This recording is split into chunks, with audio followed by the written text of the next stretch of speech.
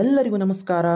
ಕರ್ನಾಟಕ ಶಿಕ್ಷಕರ ಅರ್ಹತಾ ಪರೀಕ್ಷೆ 2024ರ ಸಲುವಾಗಿ ವಿಶೇಷವಾಗಿರ್ತಕ್ಕಂತಹ ತರಗತಿಗಳು. ನಾವು ಇವತ್ತು 2023 ಪೇಪರ್ 2ಕ್ಕೆ ಸಂಬಂಧಪಟ್ಟಂತೆ ವಿಜ್ಞಾನದ ಪ್ರಶ್ನೋತ್ತರಗಳನ್ನು ಬಿಡಿಸ್ತಾ ಹೋಗೋಣ. ಕಳೆದ ಒಂದು ತರಗತಿಯಲ್ಲಿ ನಾವು ಪರಿಸರ ವಿಜ್ಞಾನಕ್ಕೆ ಸಂಬಂಧಪಟ್ಟಂತೆ ಪೇಪರ್ 1ಗೆ ಸಂಬಂಧಪಟ್ಟಂಥ ಪ್ರಶ್ನೆಗಳನ್ನು ಬಿಡಿಸ್ತಿದ್ವಿ. ಅಲ್ಲಿನೂ ವಿಜ್ಞಾನ ಇರ್ತೈತಿ, ಇಲ್ಲಿನೂ ವಿಜ್ಞಾನ ಇರ್ತೈತಿ. ಯಾರು BSc B.Ed ಅದಿರಲ್ಲ, ಪೇಪರ್ 1 ಮತ್ತು ಪೇಪರ್ 2 ಕಂಪಲ್ಸರಿ ಕ್ವಶನ್ ಪೇಪರ್ಗಳನ್ನು ನೋಡ್ಕೋರಿ. ಯಾಕಂದ್ರೆ ಕೆಲವು ಸಿಂಪಲ್ ಸಿಲೆಬಸ್ ಅಂತೂ ಸೇಮ್ ಇರ್ತೈತಿ. ಕ್ವಶನ್ಗಳನ್ನ ವಿಜ್ಞಾನ ಕ್ಷೇತ್ರಕ್ಕೆ ಸಂಬಂಧಪಟ್ಟಂತೆ ಕ್ವಶನ್ಗಳನ್ನ ಅಲ್ಲಿನೂ ಕೇಳ್ತಾನ, ಇಲ್ಲಿನೂ ಕೇಳ್ತಾನ. 6ರಿಂದ 10ನೇ ತರಗತಿ ಪಠ್ಯಪುಸ್ತಕಗಳ ಮೇಲೆ ಕ್ವಶನ್ಗಳು ಇಲ್ಲಿನೂ ಬರ್ತಾವ, ಅಲ್ಲಿನೂ ಬರ್ತಾವ. ಸುಮಾರು ಕ್ವಶನ್ಗಳು ಹೆಂಗೆ ಕೇಳ್ತಾನ, ಹೆಂಗೆ ಬಂದಾವ ಅಂತೇಳಿ ನಾನು ನಿಮಗೆ ಕಳೆದ ತರಗತಿನಲ್ಲಿ ಹೇಳ್ಕೊತಾನೆ ಬಂದೀನಿ. ಓಕೆ, ಅಲ್ಲಿ ನಾವು 2014ರಿಂದ 2023 ತನಕ ಕ್ವಶನ್ ಪೇಪರ್ಗಳನ್ನ ಬಿಡಿಸಿವಿ. ತುಂಬ ಜನ ಕೇಳಿದ್ರು. ಆ ಒಂದು ನಿಮ್ಮ ಒಂದು ಕೋರಿಕೆ ಮೇಲೆಗೆ 2014ರಿಂದ 2023ರ ಎಲ್ಲ ಪ್ರಶ್ನೆ ಪತ್ರಿಕೆಗಳನ್ನ ಪರಿಸರ ವಿಜ್ಞಾನಕ್ಕೆ ಸಂಬಂಧಪಟ್ಟಂತೆ ಬಿಡಿಸಿವಿ. ಯಾರೆಲ್ಲ ಸೈನ್ಸ್ ಅದಿರಲ್ಲ ಅವರಿಗೆ ಪೇಪರ್ 1 ಯೂಸ್ ಆಗ್ತೈತಿ, ಪೇಪರ್ 2 ಯೂಸ್ ಆಗ್ತೈತಿ. ಆ ಒಂದು ಕ್ವಶನ್ ಪೇಪರ್ಗಳನ್ನ ಕಂಪಲ್ಸರಿ ರೆಫರೆನ್ಸ್ ಮಾಡಿ. ಯಾಕಂದ್ರೆ ನಮಗೆ ಓದುವಂಥ ವ್ಯಕ್ತಿಗೆ ಯಾವ ಕ್ವಶನ್ನು ಸಾಲಂಗಿಲ್ಲ. ಪ್ರತಿಯೊಂದು ಕ್ವಶನ್ನು ನಮಗೇನಾಗ್ತೈತಿ, ಎಕ್ಸಾಮ್ನಾಗ ಇಂಪಾರ್ಟೆಂಟ್ ಆಗ್ತೈತಿ. ಇವತ್ತಿನಿಂದ 2023 ಕ್ವಶನ್ ಪೇಪರ್ ಬಿಡಿಸೋಣ. ನಾಳೆಗೆ 2022, ಈ ರೀತಿ 2019 ಪ್ರತಿಯೊಂದು 2014 ತನಕ ಕ್ವಶನ್ಗಳನ್ನ ಬಿಡಿಸ್ಕೊತ ಹೋಗೋಣ, ಪ್ರತಿಯೊಂದು ವಿಷಯಕ್ಕೆ ಸಂಬಂಧಪಟ್ಟಂತೆ. ಓಕೆ, ಇವತ್ತು ನೇರವಾಗಿ ವಿಷಯಕ್ಕೆ ಹೋಗೋಣ. ಇವತ್ತಿನ ವಿಜ್ಞಾನಕ್ಕೆ ಸಂಬಂಧಪಟ್ಟಂಥ ತುಂಬ ಸರಳ ಐತೆ ನೋಡ್ರಿ. 10th ಪಠ್ಯಪುಸ್ತಕದಲ್ಲಿರ್ತಕ್ಕಂಥ ಒಂದು ಕ್ವಶನ. 10 ಸೆಂಟಿಮೀಟರ್ ಸಂಗಮ ದೂರವಿರ್ತಕ್ಕಂಥ ಪೀನ ಮಸೂರದ ಮುಂದೆ 15 ಸೆಂಟಿಮೀಟರ್ ದೂರದಲ್ಲಿರುವ ವಸ್ತುವನ್ನು ಇಟ್ಟಾಗ ಉಂಟಾಗ್ತಕ್ಕಂಥ ಪ್ರತಿಬಿಂಬದ ದೂರ ಎಷ್ಟಾಗ್ತೈತಿ ನೋಡ್ರಿ. ಅದರದ್ದು ಸೂತ್ರ ಐತಿ, ಭಾಳ ಸಿಂಪಲ್ ಐತಿ. 10ನೇ ತರಗತಿ ಪಠ್ಯಪುಸ್ತಕದಾಗ ಐತಿ. ಅದನ್ನು ನೀವು ನೋಡ್ಕೊಂಡ್ಬಿಟ್ರೆ ಸಿಂಪಲ್ ಆಗಿ ಅರ್ಥ ಆಗ್ತೈತಿ. ಪ್ಲಸ್ 30 ಸೆಂಟಿಮೀಟರ್ ಅದಕ್ಕೆ ಇರ್ತಕ್ಕಂಥ ಉತ್ತರ. ಮುಂದಿನ ಪ್ರಶ್ನೆ, ಒಂದು ಪರಮಾಣು ದ್ರವ್ಯರಾಶಿ, ಹೌದಾ ನೋಡ್ರಿ, ಒಂದು ಪರಮಾಣು ದ್ರವ್ಯರಾಶಿಯ ಮಾನ ಸಮನಾಗಿರುವ ಶಕ್ತಿಯ ಮೌಲ್ಯ ಕೇಳೋಣ. ನೋಡ್ರಿ, ಒಂದು ಪರಮಾಣು ದ್ರವ್ಯರಾಶಿಯ ಮಾನ ಸಮನಾಗಿರ್ತಕ್ಕಂಥ ಶಕ್ತಿಯ ಮೌಲ್ಯ ಎಷ್ಟಿರ್ತದಂತಂದ್ರೆ 931 ಮೆಗಾ ಎಲೆಕ್ಟ್ರಾನ್ ವೋಲ್ಟ್ ಅಂತ ಕರಿತೀವಿ. ನೋಡ್ರಿ, ನೆನಪಿಟ್ಟುಕೋರಿ. ಯಾಕಂದ್ರೆ ಕೆಲವೊಂದ್ಸಲ ಕ್ವಶನ್ಗಳು ರಿಪೀಟ್ ಆಗೋ ಚಾನ್ಸ್ನೂ ಇರ್ತದ. ಇಲ್ಲಿಕಂದ್ರೆ ರಿಪೀಟ್ ಆಗ್ಲಿಕ್ಕಂದ್ರೆ ಏನು ಮಾಡ್ತಾನೆ, ಅದೇ ಒಂದು ಕ್ವಶನನ್ನು ಹಿಂದೆ ಮುಂದೆ ಮಾಡಿ ಕೇಳ್ತಕ್ಕಂಥ ಸಾಧ್ಯತೆ ಬಹಳ ಇರ್ತೈತಿ. ನೋಡ್ರಿ, ಎಷ್ಟೋ ವಿಷಯವನ್ನು ನಾವು ಕಳೆದ ತರಗತಿಯಲ್ಲಿ ಕಲೆ ಹಾಕಿವಿ. ವಿಜ್ಞಾನಕ್ಕೆ ಸಂಬಂಧಪಟ್ಟಂತೆ ಪ್ರತಿಯೊಂದು ಪ್ರಶ್ನೆಗೆ ಸಂಬಂಧಪಟ್ಟಂತೆ ವಿವರಣೆನ ನೋಡ್ಕೋತ ಬಂದೀವಿ. ಹೌದಾ, ಆ ರೀತಿ ಹೆಂಗೆ ಕ್ವಶನ್ ಕೇಳ್ತಾನ, ಯಾವ ರೀತಿ ನಮಗೆ ಮಾಹಿತಿಯನ್ನು ಕಲೆ ಹಾಕಬೇಕು ಅಂತೇಳಿ ನಿಮಗೆ ಪ್ರತಿಯೊಂದು ಕ್ಲಾಸ್ನಾಗ ನಾನು ಹೇಳ್ಕೊತಾನೆ ಬಂದೀನಿ. ಹೌದಾ, ನೋಡ್ರಿ, ಈಗ ಇಲ್ಲಿರ್ತಕ್ಕಂಥದ್ದು ಕ್ವಶನ್ ಏನೈತಿ, ಒಂದು ಪರಮಾಣು ದ್ರವ್ಯರಾಶಿಯ ಮಾನ ಒಂದು ಯು ಅಥವಾ ಸಮನಾಗಿರುವ ಶಕ್ತಿಯ ಮೌಲ್ಯ ಕೇಳೋಣ 931 ಮೆಗಾ ಎಲೆಕ್ಟ್ರಾನಿಕ್ ವೋಲ್ಟ್ ಅಂತ ಕರಿತೀವಿ. ನೆಕ್ಸ್ಟ್ ಇಲ್ಲಿ ನೋಡ್ರಿ, ಕಿವಿಯಲ್ಲಿರುವ 3 ಮೂಳೆಗಳಾದ ಸುತ್ತಿಗೆ, ಅಡಿಗಲ್ಲು, ರಿಕಾಪು ಅಂತ ಕರಿತೀವಿ. ಕ್ವಶನ್ ಓದು ಮುಂದೆ ಎಷ್ಟೋ ನಮಗೆ ವಿಷಯ ಗೊತ್ತಾಕೋತ ಹೋಗ್ತೈತಿ. ಕ್ವಶನ್ ಏನಕ್ಕೆ ನೋಡ್ರಿ, ಕಿವಿಯಲ್ಲಿರುವ 3 ಮೂಳೆಗಳಾದ ಸುತ್ತಿಗೆ, ಅಡಿಗಲ್ಲು, ರಿಕಾಪು, ಇದರ ಕಾರ್ಯ ಇವು ಏನು ಮಾಡ್ತಾವ ನೋಡ್ರಿ. ಮಾನವನ ದೇಹದಲ್ಲಿರ್ತಕ್ಕಂತಹ ಕಿವಿಯ ಪಾತ್ರ ಅಷ್ಟೇ ಪ್ರಮುಖ ಐತಿ. ಅದು ಏನು ಕೆಲಸ ಮಾಡ್ತದ್ರಿ ಸರ್ ಅಂತಂದ್ರೆ ಶಬ್ದ ತರಂಗದ ವರ್ಧನೆಯನ್ನು ಮಾಡ್ತದ. ನೋಡ್ರಿ, ಶಬ್ದ ತರಂಗದ ವರ್ಧನೆಯನ್ನು ಮಾಡಿ ಮೆದುಳಿಗೆ ಸಂಕೇತಗಳನ್ನು ಮುಟ್ಟಿಸ್ತಕ್ಕಂಥ ಕಾರ್ಯವನ್ನು ಮಾಡ್ತೈತಿ. ಕಿವಿಯ ಬಗ್ಗೆ ಪ್ರಶ್ನೆ ಏನಂತಂದ್ರೆ ಅದರ ಬಗ್ಗೆ ನಾವು ಸಂಪೂರ್ಣವಾಗಿರ್ತಕ್ಕಂಥ ಮಾಹಿತಿಯನ್ನು ಕಲೆ ಹಾಕ್ಬೇಕಂತ ಹೇಳಿಬಿಟ್ಟು ನಾನು ಒಂದು ಕ್ವಶನ್ ನೀವು ಬಿಡ್ಸಾಕತ್ತೀರ ಅಂತಂದ್ರೆ ಅದರ ಸುತ್ತಲಾಗಿರ್ತಕ್ಕಂಥ ವಿಚಾರ 360 ಡಿಗ್ರಿ ವಿಚಾರ ನಾವು ವಿಚಾರ ಮಾಡಲೇಬೇಕು. ಹೌದಾ, ಕಿವಿಯ ಬಗ್ಗೆ ಕೇಳೋಣ ಅಂತಂದ್ರೆ ಒಂದು ಚಿಕ್ಕದಾಗಿರ್ತಕ್ಕಂಥ ಮಾಹಿತಿಯನ್ನು ಕಿವಿಯ ಬಗ್ಗೆ ನೋಡ್ಕೊಂಡ್ಬಿಡೋಣ. ನೋಡ್ರಿ, ನಾನು ಓದು ಮುಂದೆ ಮಾಡ್ತಕ್ಕಂಥ ನೋಟ್ಸ, ಅದಕ್ಕೆ ಕ್ವಶನ್ ಕೇಳೋಣ ಅಂತೇಳಿ ಒಂದು ಚಿಕ್ಕದಾಗಿರ್ತಕ್ಕಂಥ. ಯಾಕಂದ್ರೆ ನಾವು ಓದುವಂಥ ದಾರಿ ಹಿಂಗೆ ಇರಬೇಕು. ಯಾವ ಕ್ವಶನ್ ಕೇಳೋಣಲ್ಲ ಆ ಒಂದು ಟಾಪಿಕ್ ಮೇಲೆ ನಾವು ಪರ್ಫೆಕ್ಟ್ ಆಗಲೇಬೇಕು. ಹೌದಾ, ನೋಡ್ರಿ, ಕಿವಿ, ಮಾನವನ ಕಿವಿಯ ರಚನೆ ಸ್ವಲ್ಪ ಕಾಣ್ಲಿಕ್ಕಂದ್ರೆ ಓಕೆ, ನಾನು ಬಾಯಲ್ಲಿ ಅಂತ ಹೇಳ್ತೀನಿ, ನಿಮಗೆ ಗೊತ್ತಾಗ್ತೈತೆ. ಯಾಕಂದ್ರೆ ತುಂಬ ನಾನು ಓದು ಮುಂದೆ ಮಾಡಿರ್ತಕ್ಕಂಥ ನೋಟ್ಸ ಸ್ವಲ್ಪ ಪೆನ್ನ ಬರೀ ಮುಂದೆ ತಿಳಿಯಾಗಿ ಮುಡಿತೆ ಅಷ್ಟೇ. ಕಿವಿಯು ಗಾಳಿಯಲ್ಲಿ ಒತ್ತಡದ ವ್ಯತ್ಯಾಸಗಳೊಂದಿಗೆ ಶ್ರವ್ಯ ಆವೃತ್ತಿಗಳನ್ನು ನೋಡ್ರಿ, ಶ್ರವ್ಯದ ಆವೃತ್ತಿಗಳನ್ನು ವಿದ್ಯುತ್ ಸಂಕೇತಗಳನ್ನಾಗಿ ಪರಿವರ್ತಿಸಿ. ನೋಡ್ರಿ, ನಮ್ಮ ಕಿವಿ ಏನು ಮಾಡ್ತೈತಿ, ನಮ್ಮ ಸುತ್ತಮುತ್ತಲೂ ಇರ್ತಕ್ಕಂತಹ ಶ್ರವ್ಯ ಆವೃತ್ತಿಗಳನ್ನು ವಿದ್ಯುತ್ ಸಂಕೇತಗಳನ್ನಾಗಿ ಪರಿವರ್ತಿಸಿ ಶ್ರವಣ ನರಗಳ ಮೂಲಕ ಮಿದುಳಿಗೆ ಚಲಿಸುವಂತೆ ಮಾಡ್ತೈತಿ. ನೋಡ್ರಿ, ಅಷ್ಟು ಮಜಾ ಐತಿ, ಎಷ್ಟು ಚಂದ ಐತಿ ಮಾಹಿತಿ ಇದು. ಮಾನವನ ಕಿವಿಯು ಶ್ರವಣ ಪ್ರಕ್ರಿಯೆಗೆ ಸಂಬಂಧಿಸಿದ ಅಂಶಗಳನ್ನು ಕೆಳಗಿನಂತೆ ನೋಡೋಣ. ಮಾನವನ ಹೊರಕಿವಿಯನ್ನು ಹಾಲೆ ಅಂತ ಕರಿತೀವಿ. ಹೌದಾ, ಇಂಗ್ಲೀಷ್ನ್ಯಾಗ ಪಿನ್ನ ಅಂತ ಕರಿತೀವಿ. ಇದು ಪರಿಸರದಲ್ಲಿರ್ತಕ್ಕಂತಹ ಶಬ್ದಗಳನ್ನು ಸ್ವೀಕರಿಸುತ್ತದೆ ಅಥವಾ ಸಂಗ್ರಹಿಸ್ತೈತಿ. ಈ ಹಾಲೆ ಏನು ಮಾಡ್ತೈತಿ, ಕಿವಿಯ ಹಾಲೆ ಪರಿಸರದಲ್ಲಿರ್ತಕ್ಕಂತಹ ಶಬ್ದಗಳನ್ನು ಏನು ಮಾಡ್ತೈತಿ ಸರ್ ಅಂತಂದ್ರೆ ಸಂಗ್ರಹಣೆ ಮಾಡ್ತೈತಿ. ಸಂಗ್ರಹಿಸಿದ ಶಬ್ದವು ಶ್ರವಣ ನಾಳಗಳ ಮೂಲಕ ಹಾದು ಹೋಗುತ್ತದೆ. ಶ್ರವಣ ನಾಳಗಳಾದ ಹೌದಾ ಕೊನೆಯಲ್ಲಿನ ತೆಳುವಾದ ಪದರವನ್ನು ಕಿವಿಯ ತಮಟೆ ಅಥವಾ ಕಿವಿಯ ಪೊರೆ ಅಂತ ಕರಿತೀವಿ. ಕಿವಿಯ ತಮಟೆ ಅಥವಾ ಪೊರೆ ಅಂಥೇಳಿ ನಾವು ಅದನ್ನು ಕರಿತೀವಿ. ಇನ್ನು ನೋಡ್ರಿ, ಮಾಧ್ಯಮದ ಸಂಪೀಡನವು ಕಿವಿಯ ತಮಟೆಯನ್ನು ತಲುಪಿದಾಗ, ಅಂದ್ರೆ ಅಲ್ಲಿಂದ ಹಾದು ಬಂದಿರತಕ್ಕಂಥ ಶಬ್ದಗಳು ಕಿವಿಯ ತಮಟೆಯನ್ನು ತಲುಪಿದಾಗ ಅದರ ಹೊರಪದರದ ಮೇಲೆ ಒತ್ತಡ ಅಧಿಕವಾಗುವುದು ಮತ್ತು ಕಿವಿಯ ತಮಟೆಯನ್ನು ನೋಡ್ರಿ ಆಂತರಿಕವಾಗಿ ತಳ್ಳುತ್ತದೆ. ಆ ಒಂದು ಶಬ್ದ ಬಂದು ತಮಟೆಗೆ ಏನು ಮಾಡ್ತೈತಿ, ಆಂತರಿಕವಾಗಿ ತಳ್ತೈತಿ. ಹಾಗೆಯೇ ವಿರಳನಗಳು ಪ್ರವೇಶಿಸಿದಾಗ ಕಿವಿಯ ತಮಟೆಯನ್ನು ಬಾಹ್ಯವಾಗಿ ತಳ್ಳುತ್ತದೆ. ಈ ರೀತಿಯಾಗಿ ಕಿವಿಯ ತಮಟೆಯು ಕಂಪಿಸುತ್ತದೆ. ಈ ರೀತಿ ಏನು ಮಾಡ್ತೈತಿ, ಬಂದಂತಹ ಶಬ್ದ ಆ ಒಂದು ಮಾಧ್ಯಮದ ಮೂಲಕ ಏನು ಮಾಡ್ತದ, ಕಿವಿಯ ತಮಟೆಯನ್ನು ಏನು ಮಾಡ್ತೈತಿ, ಕಂಪನಗೊಳಿಸ್ಪಡ್ತದ. ನಂತರ ಮಧ್ಯ ಕಿವಿಯಲ್ಲಿರ್ತಕ್ಕಂಥ, ಇದು ಬಹಳ ಮುಖ್ಯ, ಮಧ್ಯ ಕಿವಿಯಲ್ಲಿ ಈ ಕಂಪನಗಳು 3 ಮೂಳೆ ಯಾವ್ಯಾವುದು ನೋಡ್ರಿ, ಕ್ವಶನ್ಯಾಗನು ಐತಲ್ಲ ಇದು, ಸುತ್ತಿಗೆ, ಅಡಿಗಲ್ಲು ಮತ್ತು ರಿಕಾಪು ಏನು ಮಾಡ್ತಾವ್ರಿ ಸರ, ವರ್ಧನೆಗೊಳ್ತಾವ್ರಿ. ಎಷ್ಟು ಚಂದ ನೋಡ್ರಿ ನಮ್ಮ ಕಿವಿಯ ಸ್ಟ್ರಕ್ಚರ. ಹಿಂಗೆ ಓದ್ಬೇಕ್ರಿ ನಾವು ಪ್ರತಿಯೊಂದು ಮಾಹಿತಿಯನ್ನು ಈ ರೀತಿಯೇ ಕಲೆ ಹಾಕಬೇಕು, ಹೌದಾ. ನಂತರ ಮಧ್ಯ ಕಿವಿಯಲ್ಲಿ ಕಂಪನಗೊಳ್ತಕ್ಕಂಥ 3 ಮೂಳೆಗಳಿಂದ ಸುತ್ತಿಗೆ, ಅಡಿಗಲ್ಲು, ರಿಕಾಪು ವರ್ಧನೆಗೊಳ್ತೈತಿ. ಕ್ವಶನ್ ಕೇಳ್ಯಾನಲ್ಲ, ಇದು ಬಂದದಲ್ಲ ಕ್ವಶನ್. ಇದೇ ರೀತಿ ಪ್ರತಿಯೊಂದು ಕ್ವಶನ್ಗೂ ನೀವು ಮಾಹಿತಿಯನ್ನು ಕಲೆ ಹಾಕೋತೋದ್ರ ಹೆಂಗೆ ಬೇಕಾದಂಗೆ ಕೇಳಿರಿ ಕ್ವಶನ್, ಆರಾಮಾಗಿ ನೀವು ಉತ್ತರವನ್ನು ಹಾಕ್ತಿರಲ್ಲ. ನೋಡ್ರಿ ಏನು ಮಾಡ್ತೈತಿ, ವರ್ಧನೆಗೊಳ್ತೈತಿ ಬಂತು ನೋಡ್ರಿ, ಹೌದಾ. ಎಷ್ಟು ಚಂದ ಐತಿ ನೋಡ್ರಿ ಮಾಹಿತಿ. ಗೌರ್ಮೆಂಟ್ ಪುಸ್ತಕಗಳಲ್ಲಿರ್ತಕ್ಕಂಥ ಸಂಗ್ರಹಣೆ ಮಾಡಿರ್ತಕ್ಕಂಥ ಮಾಹಿತಿ ಇದು. ಆಮೇಲೆ ಕೆಲವೊಂದಿಷ್ಟು ಫಸ್ಟ್ PUC ಮತ್ತು ಸೆಕೆಂಡ್ PUCನಲ್ಲಿ ಇರ್ತಕ್ಕಂಥ ಮಾಹಿತಿನೂ ನಾನು ಇಲ್ಲಿ ಸಂಗ್ರಹಣೆ ಮಾಡೀನಿ. ಓಕೆ, ಕಬ್ಬಿಣದ ತರಂಗದಿಂದ ಶಬ್ದದ ತರಂಗದಿಂದ ವರ್ಧನೆಗೊಳಿಸಿದ ಒತ್ತಡ ವ್ಯತ್ಯಾಸವನ್ನು ವೈದ್ಯಕೀಯ ಈ ಮಧ್ಯ ಕಿವಿ ಏನು ಮಾಡ್ತೈತಿ, ಒಳ ಕಿವಿಗೆ ಕಳಿಸ್ತೈತಿ. ಅಂದ್ರೆ ಸಿಂಪಲ್, ಸುತ್ತಿಗೆ, ಅಡಿಗಲ್ಲು ಮತ್ತು ರಿಕಾಪು ಏನು ಮಾಡ್ತೈತಿ ರೀ ಸರ, ಬಂದಂಥ ಮಾಹಿತಿ ಫಸ್ಟಿಗೆ ತಮಟೆಗೆ ಬರ್ತೈತಿ.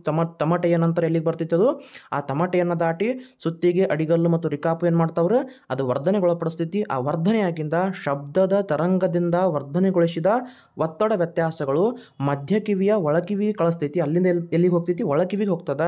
ಒಳಕಿವಿಯಲ್ಲಿ ಬಂತು ನೋಡ್ರಿ, ಭಾಳ ಇಂಪಾರ್ಟೆಂಟ್, ಒಳಕಿವಿಯಲ್ಲಿ ಕಾಕ್ಲಿಯಾ ಅಂತಕ್ಕಂಥದ್ದು ನೆನ್ಪಿಟ್ಟುಕೋರಿ. ಭಾಳ ಸಲ ಕಾಂಪಿಟೇಟಿವ್ ಎಕ್ಸಾಮ್ದ ಕ್ವಶನ್ ಆಗೈತಿ. ಕಾಕ್ಲಿಯಾದಿಂದ ಒತ್ತಡ ವ್ಯತ್ಯಾಸಗಳು ವಿದ್ಯುತ್ ಸಂಕೇತಗಳಾಗಿ ಬದಲಾಗ್ತವ. ಎಲ್ಲಿ ವಿದ್ಯುತ್ ಸಂಕೇತಗಳಾಗಿ ಬದಲಾಗ್ತವ ರೀ ಸರ, ಕಾಕ್ಲಿಯಾದಲ್ಲಿ ಬದಲಾಗ್ತವ. ಈ ವಿದ್ಯುತ್ ಸಂಕೇತಗಳನ್ನು ಶ್ರವಣ ನರಗಳ ಮೂಲಕ ಮಿದುಳಿಗೆ ಕಳಿಸ್ಲಾಗ್ತೈತಿ. ನೋಡ್ರಿ, ಈ ವಿದ್ಯುತ್ ಸಂಕೇತಗಳನ್ನು ಶ್ರವಣ ನರಗಳಿರ್ತಾವಲ್ಲ, ಆ ಒಂದು ಶ್ರವಣ ನರಗಳ ಮೂಲಕ ಎಲ್ಲಿ ಕಳಿಸ್ಲಾಗ್ತದ, ಮೆದುಳಿಗೆ ಕಳಿಸ್ಲಾಗ್ತೈತಿ. ಮೆದುಳು ಅವುಗಳನ್ನು ಶಬ್ದವಾಗಿ ಅರ್ಥೈಸ್ತೈತಿ. ನೋಡ್ರಿ ಎಷ್ಟು ಚಂದ ಐತಿ ನಮ್ಮ ಕಿವಿ. ನಮ್ಮ ಮಾನವನ ದೇಹದ ನೋಡ್ರಿ ರಚನೆ ಒಂದು ಅದ್ಭುತಕ್ಕಿಂತ ಕಮ್ಮಿ ಇಲ್ಲ. ನಮ್ಮ ಮಾನವನ ದೇಹದ ಪ್ರತಿಯೊಂದು ಜೀವಕೋಶಗಳು ತನ್ನದೇ ಆಗಿರ್ತಕ್ಕಂಥ ಕಾರ್ಯವನ್ನು ನಿರ್ವಹಿಸ್ತಾವ, ಹೌದಾ. ಜೀವಕೋಶಗಳಾಗಲಿ, ಜೀರ್ಣಾಂಗ ವ್ಯೂಹ ಆಗಲಿ, ಕಣ್ಣಾಗಲಿ, ಕಿವಿಯಾಗಲಿ, ಪಂಚೇಂದ್ರಿಯಗಳಾಗಲಿ, ಇವು ತನ್ನ ಕಾರ್ಯವನ್ನು ಮಾಡಲು ಒಂದು ಕ್ಷಣನೂ ಸ್ಟಾಪ್ ಮಾಡಿಬಿಟ್ಟು ಅಂತಂದ್ರೆ ಮನುಷ್ಯ ಇದ್ದಂತೆಯೂ ಸತ್ತಂಗ. ಒಂದು ಕ್ಷಣ ನಮ್ಮ ಮಿದುಳು ವಿಚಾರ ಮಾಡೋದು ನಿಲ್ಲಿಸ್ಬಿಡುತ್ತಂದ್ರೆ ನಾವು ಕೋಮಾದಾಗಿರ್ತೀವಿ. ಒಂದೇ ಒಂದು ಸೆಕೆಂಡ್ ನಮ್ಮ ಹೃದಯ ಮಿಡಿತವನ್ನು ನಿಂದ್ರಿಸ್ಬಿಟ್ರೆ ನಮ್ಮ ದೇಹ ಸತ್ತು ಹೋಗ್ತದ. ಒಂದು ಸೆಕೆಂಡ ಕಿಡ್ನಿಗಳು ತಮ್ಮ ಒಂದು ರಕ್ತವನ್ನು ಶೋಧಿಸ್ತಕ್ಕಂಥ ಕಾರ್ಯವನ್ನು ನಿಲ್ಲಿಸ್ಬಿಟ್ರೆ, ನೆಫ್ರಾನ್ಗಳು ತನ್ನ ಒಂದು ಕಾರ್ಯಗಳನ್ನು ನಿಲ್ಲಿಸ್ಬಿಟ್ರೆ ನಮ್ಮ ದೇಹ ಏನು ಮಾಡ್ತೈತಿ, ಕುಸಿದು ಹೋಗ್ತೈತಿ, ಹೌದಾ. ನರಕೋಶಗಳು ತಮ್ಮ ಕಾರ್ಯವನ್ನು ನಿಲ್ಲಿಸ್ಬಿಟ್ರೆ ನಮ್ಮ ಮೆದುಳಿಗೆ ಯಾವುದೇ ರೀತಿಯಾಗಿರ್ತಕ್ಕಂಥ ಸಂಕೇತಗಳು ಹೋಗಂಗಿಲ್ಲ. ಹಾರ್ಟ್ ಹೃದಯ ರಕ್ತವನ್ನು ಪಂಪ್ ಮಾಡ್ಲಿಕ್ಕಂದ್ರೆ ನಾವು ಬದುಕೋದೇ ಇಲ್ಲ. ಪ್ರತಿಯೊಂದು ಕಾರ್ಯ, ಪ್ರತಿಯೊಂದು ವಿಷಯ ನಾವು ನೋಡ್ರಿ, ನಾವೆಷ್ಟೋ ಮುಗ್ಗಲ್ತನ ಮಾಡಿ ಎಷ್ಟೋ ಜನ ಏನೇನೋ ಇರ್ತಕ್ಕಂಥ ಸಮಯವನ್ನು ನಮಗೆ ಕೊಟ್ಟಿರ್ತಕ್ಕಂಥ ಭಗವಂತ ಕೊಟ್ಟಿರ್ತಕ್ಕಂಥ ಸಮಯವನ್ನು ಎಷ್ಟೋ ವೇಸ್ಟ್ ಮಾಡ್ತಿರ್ತೀವಿ, ಹೌದಾ. ನಮ್ಮ ದೇಹನೇ ನಮಗೆ ಒಂದು ಮೋಟಿವೇಶನ್. ನಮ್ಮ ದೇಹವನ್ನು ಒಂದು ಕ್ಷಣ ನೆನೆಸ್ಕೋರಿ, ಎಷ್ಟು ಕೆಲಸ ಮಾಡ್ತೈತಿ ಪ್ರತಿನಿತ್ಯ, ಅದು ಎಷ್ಟು ದುಡಿತೈತಿ ನಮ್ಮ ಸಲುವಾಗಿ. ನಾವು ಬದುಕುವ ಪ್ರತಿ ಕ್ಷಣನೂ ನಮ್ಮ ನರಕೋಶಗಳು ದುಡಿತಾನೇ ಇರ್ತಾವೆ. ನಮ್ಮ ದೇಹದಲ್ಲಿರ್ತಕ್ಕಂಥ ಪ್ರತಿಯೊಂದು ಅಂಗಾಂಶನೂ ದುಡಿತಾನೇ ಇರ್ತೈತಿ. ಅದನ್ನು ಮೋಟಿವೇಶನ್ ಆಗಿ ಇಟ್ಟುಕೊಂಡು ನಮ್ಮ ಕಾರ್ಯಗಳು ಸಾಗಬೇಕು. ನಮ್ಮ ದೇಹ ಅದ್ಭುತವಾಗಿರ್ತಕ್ಕಂಥದ್ದು, ಎಷ್ಟೋ ಲಕ್ಷ ಜೀವಿಗಳಿಂದ ಬರ್ತಕ್ಕಂಥ ಜನ್ಮ ಅಂತೇಳಿ ಪುರಾಣಗಳಲ್ಲಿ ಬರ್ತೈತಿ. ಓಕೆ, ಅದೇನು ಬೇಡ, ಸುಮ್ಮನೆ ನಿಮಗೊಂದು ಎಕ್ಸಾಂಪಲ್ ಕೊಟ್ಟೆ. ನಮ್ಮ ದೇಹ ಹೆಂಗಿರ್ತೈತಿ, ಯಾವ ರೀತಿ ಸ್ಟ್ರಕ್ಚರ್ ಇರ್ತೈತಿ. ಓಕೆ, ಕಿವಿಯ ಬಗ್ಗೆ ನಮ್ಗೆ ಸಂಪೂರ್ಣವಾಗಿರ್ತಕ್ಕಂಥ ಮಾಹಿತಿಯಲ್ಲಿ ಸಿಕ್ತು. ಕ್ವಶನ್ ಏನು ಕ್ಯಾನ್ ಅದನ್ನು ಸಿಕ್ತು. ನಮಗೆ ಕಿವಿಯ ಬಗ್ಗೆ ಒಂದು ಸಂಪೂರ್ಣವಾಗಿರ್ತಕ್ಕಂಥ ಚಿತ್ರನೂ ಸಿಕ್ತು. ಈ ರೀತಿ ಸುತ್ತಮುತ್ತಲಿರ್ತಕ್ಕಂಥ ಮಾಹಿತಿಯನ್ನು ಕಲೆ ಹಾಕೋತ ನೀವು ಓದ್ರಿ, ಬೇಕಾದಂಗೆ ನೀವು ಉತ್ತರವನ್ನು ಹಾಕ್ತೀರಿ. ಓಕೆ, ನಾವು ನಮ್ಮ ಮುಂದಿನ ಪ್ರಶ್ನೆಗೆ ಹೋಗೋಣ. ಸರ, ಅದು ಏನು ಮಾಡ್ತದ್ರಿ, ಶಬ್ದ ತರಂಗವನ್ನು ವರ್ಧನೆಗೆ ಒಳಪಡಿಸ್ತದ. ಓಕೆ, ಇನ್ನು ನೆಕ್ಸ್ಟ್ ನೋಡೋಣ. ಪ್ಲವನತಾ ಬಲದ ಪರಿಮಾಣ ಅವಲಂಬಿತವಾಗಿರುವ ಅಂಶ ಕೇಳೋಣ. ಸಿಂಪಲ್ ಐತಿ, ದ್ರವದ ಸಾಂದ್ರತೆ. ಪ್ಲವನತಾ ಬಲದ ಪರಿಣಾಮ ಅವಲಂಬಿತವಾಗಿರ್ತಕ್ಕಂಥ ಅಂಶ ಯಾವುದು ಸರ್ ಅಂತಂದ್ರೆ ದ್ರವದ ಸಾಂದ್ರತೆ. ಇನ್ನು ನೆಕ್ಸ್ಟ್, ತಾಮ್ರದ ಆಯತಾಕಾರದ ಸುರುಳಿಯನ್ನು ಕಾಂತೀಯ ಕ್ಷೇತ್ರದಲ್ಲಿ ತಿರುಗಿಸಿದಾಗ, ಯಾವ ಕ್ಷೇತ್ರದಲ್ಲಿ, ಕ್ವಶನ್ ಇಂಪಾರ್ಟೆಂಟ, ಎಂಥ ಕ್ಷೇತ್ರದಲ್ಲಿ ತಿರುಗಿಸಾಕತ್ತೀವಿ ನಾವು, ಕಾಂತೀಯ ಕ್ಷೇತ್ರದಲ್ಲಿ ತಿರುಗಿಸಿದಾಗ ಪ್ರೇರಿತ ವಿದ್ಯುತ್ ಪ್ರವಾಹದ ದಿಕ್ಕು ಪ್ರತಿ ಬಾರಿ ಬದಲಾಗುವುದು ಅರ್ಧ ಸುತ್ತಿಗೊಮ್ಮೆ. ಈ ಕ್ವಶನ್ ಇಂಪಾರ್ಟೆಂಟ, ಬರ್ಕೊಂಡಿಟ್ಕೋರಿ, ಯಾಕಂದ್ರೆ ರಿಪೀಟ್ ಆಗಿತ್ತು ಭಾಳ ಸಲ, ಇದು TETನಾಗೇ ರಿಪೀಟ್ ಆಗೈತಿ.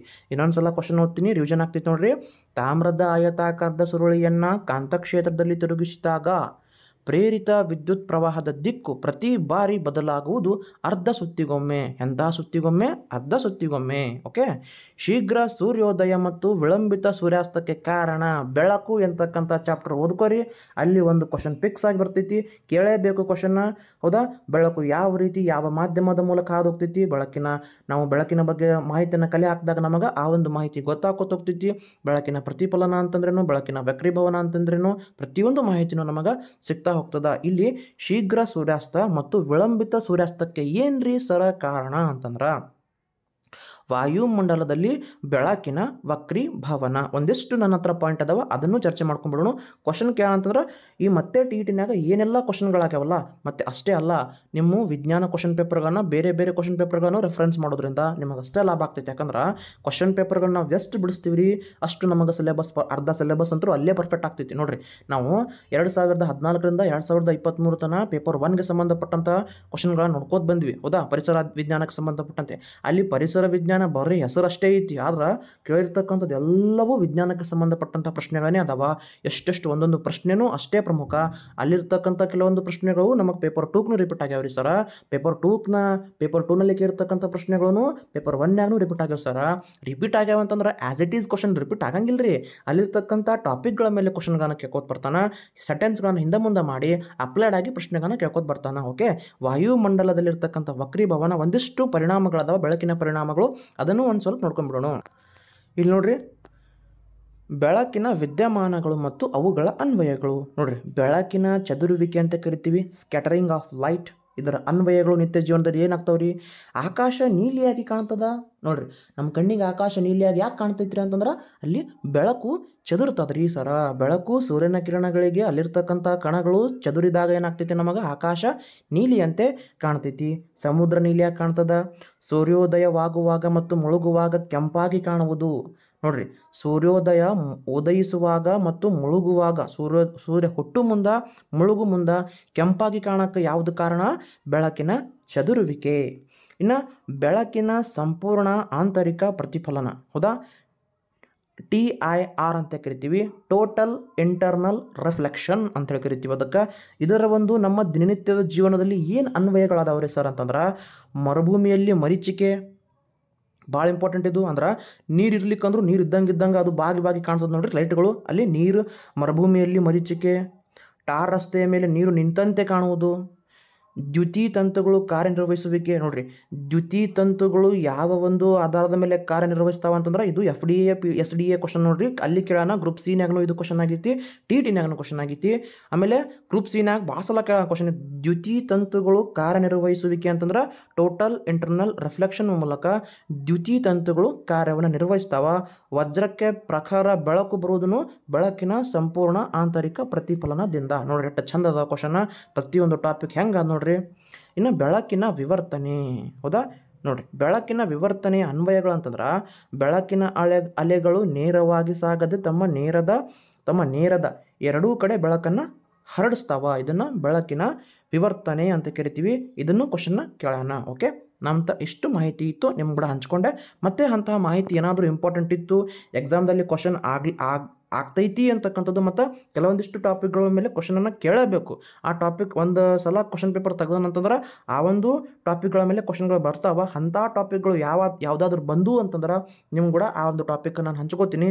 ಯಾವ ರೀತಿ ಕಿವಿಯ ಬಗ್ಗೆ ನಾವು ಮಾಹಿತಿ ನೋಡಿದ್ವಿ, ಈಗ ಬೆಳಕಿಗೆ ಸಂಬಂಧಪಟ್ಟಂಥ ಒಂದಿಷ್ಟು ಮಾಹಿತಿಯನ್ನು ನಾವು ನೋಡ್ಕೊಂಡ್ಬಿಟ್ವಿ. ಓಕೆ, ಹಾಂ, ಒಂದು ತಲೆಯಾಗಿಟ್ಕೋರಿ, ಸೂರ್ಯೋದಯ ಹುಟ್ಟುವಾಗ ಮತ್ತು ಮುಳುಗುವಾಗ ಕೆಂಪಾಗಿ ಕಾಣುವುದು ಅಂತಂದ್ರೆ ಬೆಳಕಿನ ಚದುರುವಿಕೆ ಆಗ್ತೈತಿ. ಬಟ್ ಶೀಘ್ರ ಸೂರ್ಯೋದಯ ಮತ್ತು ವಿಳಂಬಿತ ಸೂರ್ಯಾಸ್ತಕ್ಕೆ ವಕ್ರೀಭವನ ಕಾರಣ ಆಗ್ತದೆ. ಓಕೆ, ಸಿಂಪಲ್ ಒಂದು ಡಿಫರೆನ್ಸ್ ಐತಿ. ಇದು ನೋಡ್ರಿ ಕ್ವಶನ್ ಭಾಳ ಇಂಪಾರ್ಟೆಂಟ. LPGಯ ಕ್ಯಾಲೋರಿಯ ಮೌಲ್ಯ ಇದು ಫಿಕ್ಸ್ಡ್ ವ್ಯಾಲ್ಯೂ. ಕೆಲವೊಂದಿಷ್ಟು ವಿಜ್ಞಾನ ಪಠ್ಯ ಪುಸ್ತಕದಲ್ಲಿ ಫಿಕ್ಸ್ಡ್ ವ್ಯಾಲ್ಯೂ ಇರ್ತಾವ. ಇರ್ಲಿಕ್ಕಂದ್ರೂ ನಮ್ಮ ನಿತ್ಯ ಜೀವನಕ್ಕೆ ಸಂಬಂಧಪಟ್ಟಂತೆ ಒಂದಿಷ್ಟು ಕ್ವಶನ್ಗಳನ್ನ ತೆಗಿತಾ ಬರ್ತಾನಂತ ನಾ ಹೇಳೀನಿ. LPG ಬಗ್ಗೆ ಒಂದು ಫಿಕ್ಸ್ ಕ್ವಶನ್ ಇರ್ತೈತಿ. ಆ LPG ಬಗ್ಗೆ ಹೆಂಗೆ ಬೇಕಾದಂಗೆ ಕ್ವಶನ್ ಕೇಳ್ಬೋದು, ಅವರು ಹೆಂಗಾರ ಕೇಳಿ. ಹೌದಾ, ಕ್ವಶನ್ ಹೆಂಗೆ ಕೇಳಿದ್ರು ನಾವು ಏನು ಮಾಡಬೇಕು, ಆನ್ಸರ್ನ ಮಾಡಲಿಕ್ಕೆ ರೆಡಿ ಇರಬೇಕು. ಇಲ್ಲಿ LPGಯ ಕ್ಯಾಲೋರಿ ಅಂತಂದ್ರೆ 55,000 ಹೌದಾ ಕಿಲೋ ಜೌಲ್ ಅಂದ್ರೆ ಪರ್ kg ಅಂತ ಕರಿತೀವಿ. 55,000 ಪರ್ kg. kg ಅಂತಂದ್ರು ಕಿಲೋ ಜೌಲ್ ಅಂತ ಕರಿತೀವಿ. ಇದನ್ನು kgನಾಗೂ ಅಳಿತೀವಿ. ಹೌದಾ, ಒಂದು ನೆನ್ಪಿಟ್ಟುಕೋರಿ. ಮತ್ತು ಇದ್ರ ಮ್ಯಾಗ ಹೆಂಗೆ ಕ್ವಶನ್ ಆಗ್ಬೋದ್ರಿ ಸರ, ವಿಚಾರ ಮಾಡಿರಿ. ಇದರ ವಿಸ್ತೃತ ರೂಪ ಕೇಳ್ತಾನ. ಏನು ಕೇಳ್ತಾನೆ ವಿಸ್ತೃತ ರೂಪ? LPG, liquefied petroleum gas. ಹೌದಾ, ಅಡುಗೆ ಮನೆಯಲ್ಲಿ ನಾವು ಇದನ್ನು ಬಳಸ್ತೀವಿ. ದ್ರವೀಕರಣ ಮೂಲಕ ಅಂದ್ರೆ ದ್ರವಿತ ಅನಿಲ ಅಂತೇಳಿ ನಾವು ಕರಿತೀವಲ್ಲ, ಆ ಒಂದು ದ್ರವೀಕರಣಕ್ಕೆ ಒಳಪಡಿಸಿ ನಾವು ಆ ಒಂದು ಅನಿಲವನ್ನು ಬಳಸ್ತೀವಿ. ಸರ ಗ್ಯಾಸ್ ಸಿಲಿಂಡರ್ ಬಳಸ್ತೀವಿ ರೀ. ಮತ್ತೇನು ಕೇಳ್ಬೋದು ಇದ್ರ ಮ್ಯಾಗ ಕ್ವಶನ್? ಸ್ವಲ್ಪ ವಿಚಾರ ಮಾಡಬೇಕು. ಸರ ಮತ್ತೇನು ಕೇಳ್ಬೋದು ಅಂತಂದ್ರೆ LPG ಕೇಳೋಣ. LPGಯಲ್ಲಿ ಬಳಸ್ತಕ್ಕಂತಹ ಏನು ಕೇಳ್ತಾನ, ಅನಿಲಗಳು ಯಾವುವು? ಒಂದು ಪ್ರೋಪೇನ ಮತ್ತು ಬ್ಯೂಟೇನ್ ಅಂತಕ್ಕಂತಹ ಅನಿಲವನ್ನು LPGಯಲ್ಲಿ ಬಳಸ್ತೀವಿ. ಮತ್ತೇನು ಕೇಳ್ಬೋದು? ಗ್ಯಾಸ್ ಅಂದರೆ ಈ ಒಂದು ಗ್ಯಾಸ್ ಸಿಲಿಂಡರ್ಗಳಲ್ಲಿ ವಾಸನೆ ಬರಲು ಬಳಸ್ತಕ್ಕಂಥ ಒಂದು ಅನಿಲ ಇಥೈಲ್ ಮರ್ಕ್ಯಾಪ್ಟ. ಈ ರೀತಿ ಏನು ಮಾಡ್ತಾನೆ, ಕ್ವಶನ್ಗಳನ್ನ ಫ್ರೇಮ್ ಮಾಡ್ಕೊತ ಬರ್ತಾನೆ ರೀ ಸರ. ಇಲ್ಲಿ ನೋಡ್ರಿ 55,000 ಕಿಲೋ ಜೌಲ್. ಹೌದಾ, LPGಯ ಕ್ಯಾಲೋರಿಕ್ ವ್ಯಾಲ್ಯೂ ಅಂಥೇಳಿ ಕರಿತೀವಿ. ಓಕೆ, ನೆಕ್ಸ್ಟ್ LPG ಅಂತಂದ್ರೆ ದ್ರವೀಕೃತ ಪೆಟ್ರೋಲಿಯಂ ಅನಿಲ, ಲಿಕ್ವಿಫೈಡ್ ಪೆಟ್ರೋಲಿಯಂ ಗ್ಯಾಸ್. ವಾತಾವರಣದ ಉಷ್ಣತೆ ಮತ್ತು ಒತ್ತಡದಲ್ಲಿ ಅನಿಲ ರೂಪದಲ್ಲಿ ಲಭ್ಯವಿರುವ ಹೈಡ್ರೋಕಾರ್ಬನ್ನುಗಳ ಮಿಶ್ರಣವಾಗಿದ್ದು, ಇದನ್ನು ಸುಲಭವಾಗಿ ದಾಸ್ತಾನು ಮತ್ತು ಸಾಗಾಣಿಕೆ ಮಾಡುವ ಉದ್ದೇಶದಿಂದ ಒತ್ತಡ ಪಾತ್ರೆ ಅಂದರೆ ಸಿಲಿಂಡರ್ಗಳಲ್ಲಿ ಹೌದಾ ಒತ್ತಡ ಹಾಯಿಸಿ ದ್ರವ ರೂಪಕ್ಕೆ ತರಲಾಗ್ತೈತಿ. ನೋಡಿ, ಒಂದು ಚಿಕ್ಕದಾಗಿರ್ತಕ್ಕಂಥ ಮಾಹಿತಿ ಹೆಂಗೈತಿ, ನಿಮ್ಮ ಕೈಯಾಗನೇ ಒಂದು ದೊಡ್ಡ ಗ್ರಂಥ ಐತಿ. ಅದನ್ನು ನೀವು ಹೆಂಗೆ ಬಳಸ್ತೀರಿ ಅದು ನಿಮ್ಮ ಕೈಯಾಗಿ ಬಿಟ್ಟಿದ್ದು. ಹೌದಾ, ನೋಡ್ರಿ ಕೈಯಾಗ ಒಂದು ಗೂಗಲ್ ಇರ್ತೈತಿ. ಈಗ ಯಾವುದೋ ಒಂದು ಪ್ರಶ್ನೆ ನಮಗೆ ಅರ್ಥ ಆಗ್ಲಿಕ್ಕಂದ್ರೆ ಆ ಕ್ವಶನ್ ಹೊಡೆದು ಗೂಗಲ್ನ ಸರ್ಚ್ ಮಾಡೇ ಬಿಡ್ಬೇಕು. ಏನಾರ ಮಾಡಿರಿ, ನೀವು ಜಗತ್ತಿನ ಮೂಲೆಯಲ್ಲಿ ಜ್ಞಾನ ಐತಿ. ಆ ಜ್ಞಾನವನ್ನು ನೀವು ನಿಮ್ಮ ಟೀಚರ್ಲಿಂದ, ನಿಮ್ಮ ಶಿಕ್ಷಕರಿಂದ ಪಡ್ಕೋರಿ, ನಿಮ್ಮ ಸಹಪಾಠಿಗಳಿಂದ ಪಡ್ಕೋರಿ, ನಿಮ್ಮ ತಂದೆ ಮತ್ತು ತಾಯಿಲಿಂದ ಪಡ್ಕೋರಿ. ಹೌದಾ, ಟೆಕ್ನಾಲಜಿಯಿಂದ ಪಡ್ಕೋರಿ, ಹೆಂಗೆ ಬೇಕಾದಂಗೆ ಪಡ್ಕೋರಿ. ನಿಮ್ಮ ಕೈಯಾಗೈತ್ರಿ ಅದು. ಯಾರು ಒಳ್ಳೆಯದಕ್ಕೋಸ್ಕರ ಏನೋ ಸಂಪನ್ಮೂಲಗಳನ್ನ ಉಪಯೋಗಿಸ್ಕೋತಾರ, ಅದು ಒಳ್ಳೆಯದನ್ನೇ ಅವ್ರಿಗೆ ವಾಪಸ್ ಕೊಡ್ತೈತಿ. ಓಕೆ, ಇಲ್ಲಿ ನೋಡ್ರಿ LPG ಶಾರ್ಟ್ ಇನ್ಫಾರ್ಮೇಷನ್. ನೋಡ್ರಿ, ಇದನ್ನು ಲಿಕ್ವಿಫೈಡ್ ಪೆಟ್ರೋಲಿಯಂ ಗ್ಯಾಸ್ ಅಂತ ಕರಿತೀವಿ. A mixture of liquefied gases of propane and butane. ಹೇಳಿನಲ್ಲ ನಾನು, ಇಥೇನ್, ಮೀಥೇನ್, ಪ್ರೋಪೇನ್, ಬ್ಯೂಟೇನ್ 4 ಇರ್ತಾವ. ಇಥೇನ್ ಮೀಥೇನ್ 2 ಬೇರೆ, ಇನ್ನು ಪ್ರೋಪೇನ್ ಬ್ಯೂಟೇನನ್ನು ಇಲ್ಲಿ ನಾವು ಪ್ರಮುಖವಾಗಿ LPGಯಲ್ಲಿ ಬಳಸ್ತೀವಿ. ಸಿಂಪಲ್ ಆಗಿರ್ತಕ್ಕಂಥ ಒಂದು ಮಾಹಿತಿ ಆದ. ಸರಿ, ನೋಡ್ರಿ LPG ಕೇಳೋಣ ಅಂತೇಳಿ ಇಷ್ಟೆಲ್ಲ ಮಾಹಿತಿಯನ್ನು ನೋಡ್ದಂಗಾಯ್ತು. Okay, next question. ನ್ಯಾಫ್ತಲೀನ್ ಹಾಕಬೇಕದು. ನ್ಯಾಫ್ತಲೀನ್ ಗುಳಿಗೆಗಳನ್ನು ತಯಾರಿಸಲು ಬಳಸುವ ರಾಸಾಯನಿಕ ಅಂತಂದ್ರೆ ಕಲ್ಲಿದ್ದಲು ಮತ್ತು ಡಾಂಬಾರುನಿಂದ ಏನು ಮಾಡ್ತೀವಿ ನಾವು, ನ್ಯಾಫ್ತಲೀನ್ ಗುಳಿಗೆಗಳನ್ನು ಬಳಸ್ತೀವಿ. ಇನ್ನೊಂದು ಕ್ವಶನ್ ಕೇಳ್ತಾನೆ ರೀ, ಇದ್ರ ಮ್ಯಾಗ ಹೆಂಗೆ ಅಪ್ಲೈ ಮಾಡ್ತಾನಂತ ಹೇಳ್ಬಿಡ್ತೀನಿ. ಯಾಕಂದ್ರೆ ಒಂದು ಕ್ವಶನ್ ಪೇಪರ್ ಬಿಡ್ಸಾಕತ್ತೀವಿ ಅಂದ್ರೆ ನಮ್ಮ ಹತ್ರ ಎಲ್ಲ ವಿಚಾರಗಳು ಬರ್ಬೇಕು. ಮೊದಲು ಬರೀ ಕ್ವಶನ್ ಹೇಳಿ ಉತ್ತರಕ್ಕೆ ಹೋಗೋದಲ್ಲ. ಆ ಕ್ವಶನ್ ಯಾಕೆ ಕೇಳೋಣ, ಆ ಕ್ವಶನ್ಗೆ ಇರ್ತಕ್ಕಂಥ ಉದ್ದೇಶ ಏನು, ಆ ಒಂದು ಮಾಹಿತಿಯನ್ನು ನಾವು ಕಲೆ ಹಾಕೋತಾ ಹೋಗಲೇಬೇಕಾಗ್ತೈತಿ. ನ್ಯಾಫ್ತಲೀನ್ ಗುಳಿಗೆಗಳು ನಾವು ಡಾಂಬಾರ್ ಗುಳಿಗೆ ಅಂತ ಕರಿತೀವಲ್ಲ, ಅಲ್ಲಿ ಏನು ಮಾಡ್ತೀವಿ ನಾವು, ಕಲ್ಲಿದ್ದಲು ಮತ್ತು ಡಾಂಬಾರನ್ನು ಬಳಕೆ ಮಾಡ್ತೀವಿ. ಇನ್ನೊಂದು ಕ್ವಶನ್ ಇದ್ರಿ, ಇದ್ರ ಮ್ಯಾಗ ಏನು ಕೇಳ್ತಾನೆ ಸರ್ ಅಂತಂದ್ರೆ ಉತ್ಪತನನ ಮೇಲೆ ಕ್ವಶನ್ ಕೇಳ್ತಾನ. ನೋಡ್ರಿ, ಕ್ವಶನ್ನ ಹಿಂಗೆ ಉಲ್ಟಾ ಪಲ್ಟಾ ಮಾಡಿ ಕೇಳ್ತಾನೆ. ಉತ್ಪತನ ಹೈಡ್ರೋಕಾರ್ಬನ್ನ ಅಧ್ಯಯನ ಮಾಡ್ಬಂದು ಬರ್ತಾವೆ ಇವೆಲ್ಲ. ಹೌದಾ, ಉತ್ಪತನನ ಮೇಲೆ ಕ್ವಶನ್ ಹೆಂಗೆ ಕೇಳ್ತಾನಂತಂದ್ರೆ ನೇರವಾಗಿ ಯಾವುದೇ ಒಂದು ವಸ್ತು ಘನರೂಪದಿಂದ ದ್ರವರೂಪಕ್ಕೆ ಬದಲಾಗದೆ ಅನಿಲ ರೂಪಕ್ಕೆ ಪರಿವರ್ತನೆ ಹೊಂತಂದ್ರೆ ಅದನ್ನು ನಾವು ಏನಂತ ಕರಿತೀವಿ, ಸಬ್ಲಿಮೇಷನ್ ಆರ್ ಉತ್ಪತನ ಅಂತ ಕರಿತೀವಿ. ಆದ್ರೆ ಮತ್ತು ಅದಕ್ಕೆ ಎಕ್ಸಾಂಪಲ್ ಕೊಡ್ತಾನೆ. ಈಗ ನ್ಯಾಫ್ತಲಿನ್ ಗುಳಿಗೆಗಳಾಗಿರ್ಬೋದು, ಕರ್ಪೂರ ಆಗಿರ್ಬೋದು, ಇವೆಲ್ಲ ಉತ್ಪನ್ನಗೊಳ್ತಕ್ಕಂಥ ವಸ್ತುಗಳಿಗೆ ಉದಾಹರಣೆಗಳಾಗ್ತವೆ. ಓಕೆ, ಈ ರೀತಿ ಏನು ಮಾಡ್ತಾನೆ, ಮತ್ತೆ ಟ್ವಿಸ್ಟ್ ಮಾಡಿ ಕ್ವಶನ್ಗಳನ್ನ ಕೇಳ್ತಾ ಬರ್ತಾನೆ. ಲೋಹ ಬಗ್ಗೆ ಭಾಳ ಚಂದ ನೋಡ್ರಿ. SI ಎಣ್ಣೆ ಆಗೋದಿಲ್ಲ, ಎಣ್ಣೆ ಅಂದ್ರೆ ಸೋಡಿಯಮ್ಮ. ಆಮೇಲೆ S ಅಂದ್ರೆ ಲಾಸ್ಟ್ ಆಪ್ಷನ್ ಅಂದ್ರೆ ಸಲ್ಫರ್. SI ಇದಕ್ಕೆ ಸರಿಯಾಗಿರ್ತಕ್ಕಂಥ ಉತ್ತರ. ನೋಡ್ರಿ, ಇದ್ರ ಬಗ್ಗೆ ಒಂದು ಚಿಕ್ಕದು ಮಾಹಿತಿ ಐತಿ.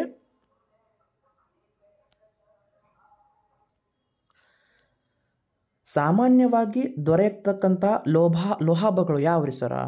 ಬೋರಾನ ಸಂಕೇತ BO, ಸಿಲಿಕಾನ್ ಸಂಕೇತ SI. ಸದ್ಯಕ್ಕೆ ಕ್ವಶನ್ ಕೇಳಿದ್ರ ಕೇಳ್ಯಾನ್ರಿ ಸರ, ಏನ್ರಿ ಸಿಲಿಕಾನ್ ಅಂತಕ್ಕಂಥದ್ದು ಕ್ವಶನ್ ಕೇಳ್ಯಾನ, ಅದರ ಸಂಕೇತ SI. ನಮಗೆ ಬಂದಿರತಕ್ಕಂಥ ಪ್ರಶ್ನೆ ಹಿಂಗೆ ಪೇಪರ್ 1ನ್ಯಾಗ ಎಷ್ಟು ಸಲ ರಿಪೀಟ್ ಆಗಿದ್ದು ಗೊತ್ತೈತೇನೆ ಇದು ಕ್ವಶನ್ ನಿಮಗೆ ಸುಮಾರು 4 ರಿಂದ 5 ಸಲ ಅಂದರೆ ಈ ಒಂದು ಎಲಿಮೆಂಟ್ಗಳ ಮೇಲೆ ಈ ಒಂದು ಧಾತುಗಳ ಮೇಲೆ 4 ರಿಂದ 5 ಸಲ ಕ್ವಶನ್ ರಿಪೀಟ್ ಆಗೈತಿ.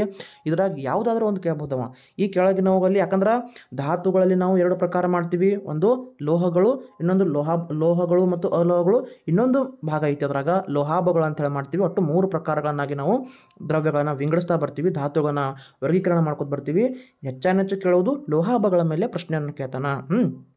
ಬೋರಾನ ಸಂಕೇತ BO, ಸಿಲಿಕಾನ್ ಸಂಕೇತ SI, ಜರ್ಮೇನಿಯಮ್ ಸಂಕೇತ GR, ಆರ್ಸೆನಿಕ್ ಸಂಕೇತ AR, ಆಂಟಿಮನಿ ಸಂಕೇತ AN, ಟೆಲೆರಿಯಂ ಸಂಕೇತ TI. ಇದಿಷ್ಟು ನಿಮಗೆ ಗೊತ್ತಿದ್ರೆ ನೀವು ಆ ಬೇಕಾದಂತಹ ಕ್ವಶನನ್ನು ಕೇಳಿ ಲೋಹಾಭಗಳ ಇಷ್ಟು ನಿಮಗೆ ಗೊತ್ತಿದ್ದು ಅಂದರೆ ಆರಾಮಾಗಿ ನೀವು ಉತ್ತರವನ್ನು ಹಾಕ್ತೀರಿ. ಓಕೆ, ನೆಕ್ಸ್ಟ್ ಕ್ವಶನ್ ನೋಡೋಣ.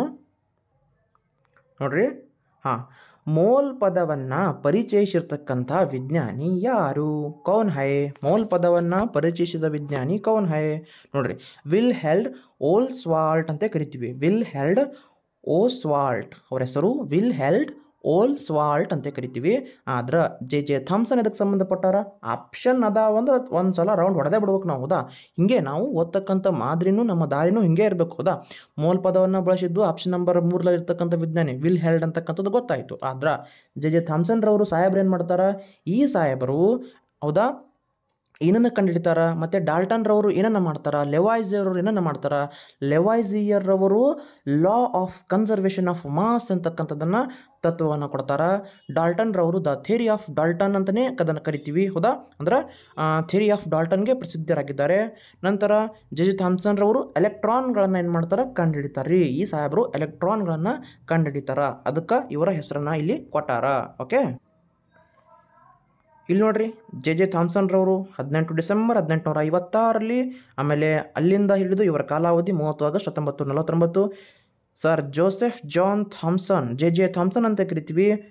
ಇವರು ಒಬ್ಬ ಬ್ರಿಟಿಷ್ ಭೌತಶಾಸ್ತ್ರಜ್ಞ. ನೋಬೆಲ್ ಅವಾರ್ಡ್ ಇವ್ರಿಗೆ ಬಂದೈತಿ. ಹೌದಾ, credited with the Discovery of electron ಅಂತಕ್ಕಂಥದ್ದು. ನೋಡ್ರಿ ಹೆಂಗೈತೆ ಮಜಾ ಮಾಹಿತಿಗಳು. ಎಸ್, ಓಕೆ, ನೆಕ್ಸ್ಟ್ ಇದು ಅಲ್ಲ, ಇದು ಎಸ್. ಇಲ್ಲಿ ಯಾರದಾರ? Antoine Lavoisier the law of conservation of mass ಅನ್ನು ಇವರು ಏನು ಮಾಡ್ತಾರ? ಡಿಟರ್ಮೈನ್ ಮಾಡ್ತಾರ. ಹೌದಾ, ಆಮೇಲೆ ಆಕ್ಸಿಜನ್ ಮತ್ತು ಇಲ್ಲಿ ಒಂದು ಸೆಂಟೆನ್ಸ್ ಐತಿ, ಏನು ಮಾಡ್ತಾರೆ ಸರ್ ಅಂತಂದ್ರೆ the law of conservation mass determine that combustion and respiration are caused by chemical reaction with what he named oxygen. Joseph ಪ್ರಿಸ್ಲೆನೂ ಬರ್ತಾರ. ಇವರು ವಿಜ್ಞಾನಿಗಳು ಎಲ್ಲರೂ ಕೂಡಿ ಒಂದು ಪ್ರಯೋಗವನ್ನು ಮಾಡ್ತಾರೆ. ಆ ಒಂದು ಮಾಹಿತಿ ನಮಗೆ ಇಲ್ಲಿ ಸದ್ಯಕ್ಕೆ ಅವಶ್ಯಕತೆ ಇಲ್ಲ. ಬಟ್ ಅಲ್ಲಿ ಆಪ್ಷನ್ನಾಗ ಏನು ಕೇಳಿದ, ನಮಗೆ ಕೇಳಿರ್ತಕ್ಕಂಥ ಪ್ರಶ್ನೆ ಏನು,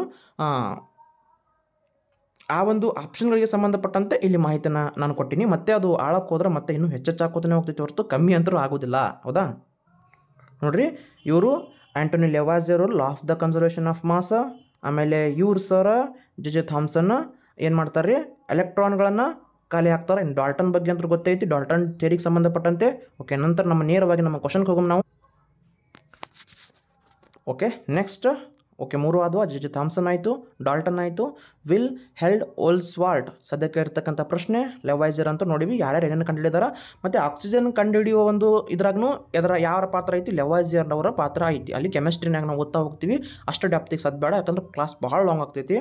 ಹಾಂ, ಇಲ್ಲೇನು ಕ್ಯಾನ್ರಿ ಸರ್ ಅಂತಂದ್ರೆ ಒಂದು ಫಾರ್ಮುಲಾ ಕೊಟ್ಟಾನ, ಅದರ ಮುಂದಿನ ರೂಪ. ಹೌದಾ, CH3OH, C2H5OH, C3H7OH ಬಗ್ಗೆ ಈ ರೀತಿ ಇದನ್ನು ಪೂರ್ಣಗೊಳಿಸ್ರಿ ಅಂತ ಕೇಳೋಣ ಅಷ್ಟೇ ಅವ. ನೋಡ್ರಿ, ರಿಯಲ್ ಕ್ವಶನ್ ಪೇಪರ್ನಾಗ ಈ ರೀತಿ ಐತಿ ಕ್ವಶನ್ದು.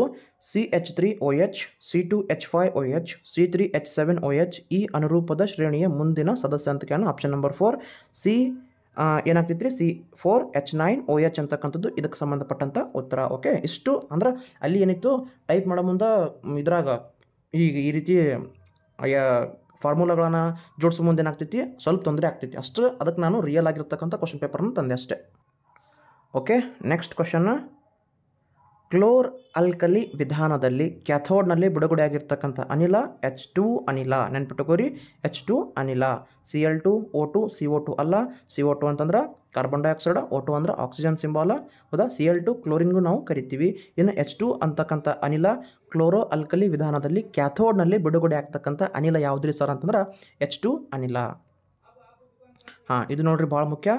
ಎಂ ಕವಚದಲ್ಲಿ ಗರಿಷ್ಠ ಎಲೆಕ್ಟ್ರಾನ್ಗಳ ಸಂಖ್ಯೆ. ಕ್ವಶನ್ ಏನು ಕೇಳೋಣ, ಎಂ ಕವಚದಲ್ಲಿ ಗರಿಷ್ಠ ಎಲೆಕ್ಟ್ರಾನ್ಗಳ ಸಂಖ್ಯೆ ಕೇಳೋಣ. ಎಷ್ಟಾಗ್ತೈತ್ರಿ? 18 ಆಗ್ತದ. ಒಂಚೂರು ಮಾಹಿತಿ ಐತಿ, ನೋಡ್ಕೊಂಡ್ಬಿಡೋಣ ಇದ್ರ ಬಗ್ಗೆ.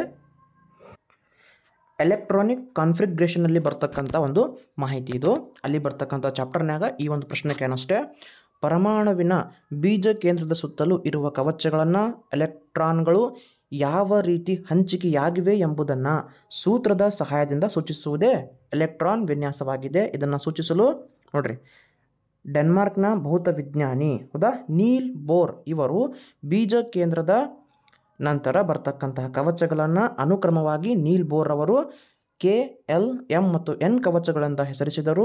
ಈ ಪ್ರತ್ಯೇಕ ಕವಚಗಳಲ್ಲಿ ಸುತ್ತಬಹುದಾದ ಗರಿಷ್ಠ ಎಲೆಕ್ಟ್ರಾನ್ಗಳ ಸಂಖ್ಯೆಗಳನ್ನು 2n² ಸೂತ್ರದ ಸಹಾಯದಿಂದ ನಾವು ತಿಳಿಯಬಹುದು. ನೋಡ್ರಿ, KLMN ಕವಚ, ಅದರ ಒಂದು ಒಂದನೇದ್ರಾಗ 2, ಎರಡನೇದಾಗ 8, 18, 32 ಈ ರೀತಿ ಕವಚಗಳನ್ನು ನಾವು ಅಲ್ಲಿ ಏನು ಮಾಡ್ತೀವಿ, ತುಂಬ್ತಾ ಬರ್ತೀವಿ. ಇಲ್ಲಿರ್ತಕ್ಕಂಥ ಮಾಹಿತಿ ಚಿಕ್ಕದಾಗಿರ್ತಕ್ಕಂಥ ಮಾಹಿತಿ ಇತ್ತಷ್ಟೇ.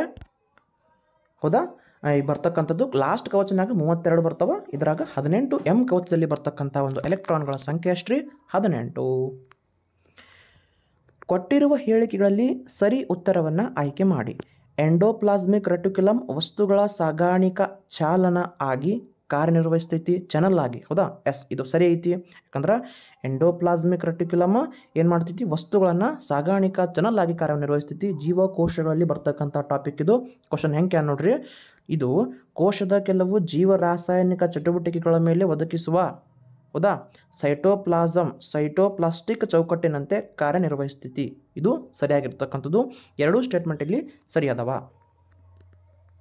ನೆಕ್ಸ್ಟ್ ಕ್ವಶನ್, ಶ್ವಾಸಕೋಶದ ಅಲ್ವಿಯೋಲೈಗಳಲ್ಲಿ ಕಂಡು ಬರ್ತಕ್ಕಂಥ ಅಂಗಾಂಶ ಸರಳ ಚಪ್ಪಟೆ ಅನುಲೇಪಕ ಅಂಗಾಂಶ. ನೋಡ್ರಿ, 9th ಬುಕ್ನ್ಯಾಗ ಅಂಗಾಂಶಗಳ ಬಗ್ಗೆ ಸುದೀರ್ಘವಾಗಿರ್ತಕ್ಕಂಥ ವಿವರಣೆ ಐತಿ. ಆ ಚಾಪ್ಟರ್ನ ಒಮ್ಮೆ ನೋಡ್ರಿ.